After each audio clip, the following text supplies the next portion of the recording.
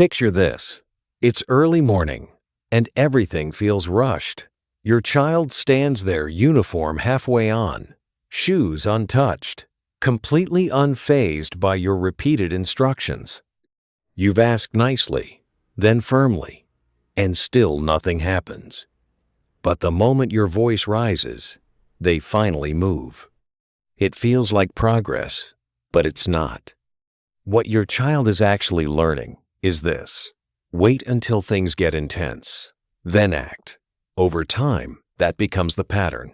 They don't respond to guidance, they respond to pressure.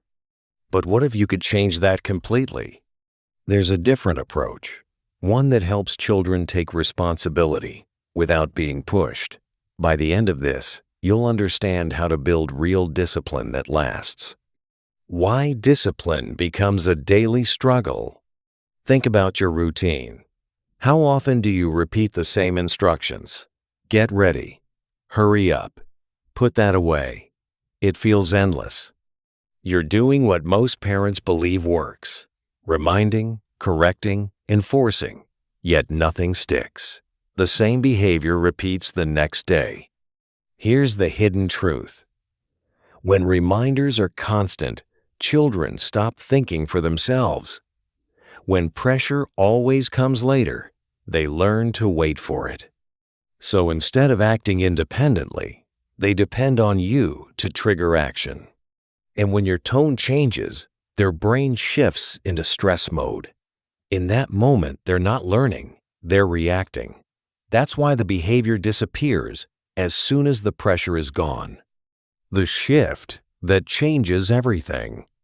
There's a powerful difference between obedience and discipline. Obedience is temporary. It depends on you being there. Discipline is internal. It works even when you're not. The goal isn't to control your child's behavior. It's to help them control themselves. And this is where things get interesting. What Japanese children do differently. In Japan, young children are often trusted with responsibilities many would consider too early. It's common to see 6-year-olds walking to school on their own, organizing their belongings, even helping maintain their classrooms. They aren't constantly reminded or pressured. Instead, they grow into responsibility through daily practice. There's a concept behind this approach, often referred to as shitsuke, a way of guiding children that focuses on building habits through experience rather than control. The idea is simple. Don't force behavior. Develop the skill behind it. Just like you can't build strength by lifting weights for someone else, you can't build discipline by constantly stepping in. Children have to practice it themselves. The 4 pillars behind this approach. The first is routine. Children follow consistent daily patterns: morning, after school, bedtime. Over time, these routines become automatic, reducing the need for reminders.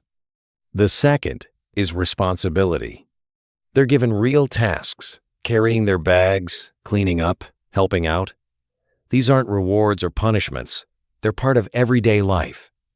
This builds a sense of capability. The third is calm modeling.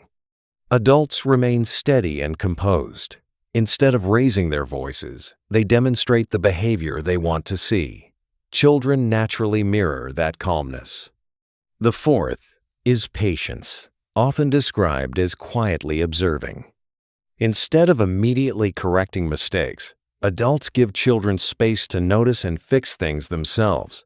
This builds problem-solving and confidence. A simple example: a child forgets something important at school. Instead of being scolded or rescued, nothing happens. The adult waits. The child pauses, realizes the mistake, and finds a solution. That experience stays with them far longer than any reminder would. That's how real learning happens. How to apply this at home? Start by creating predictable routines. When your child knows what comes next, they won't need constant instructions. Shift your language. Instead of telling them what to do, ask, "What should you be doing right now?" This encourages thinking. Use your actions. Begin tasks calmly and let them observe and join in. Give them small, meaningful responsibilities, not as rewards, but as part of life. This builds confidence naturally. And most importantly, manage your own reactions. Your calm becomes their calm. Discipline isn't something you force. It's something a child develops over time. It grows through repetition, responsibility, example, and trust. You don't need to keep raising your voice to be heard. You need to create an environment where your child learns to act without waiting for pressure. Because the real goal isn't just getting them to listen, it's helping them function independently. And once that happens, everything begins to change.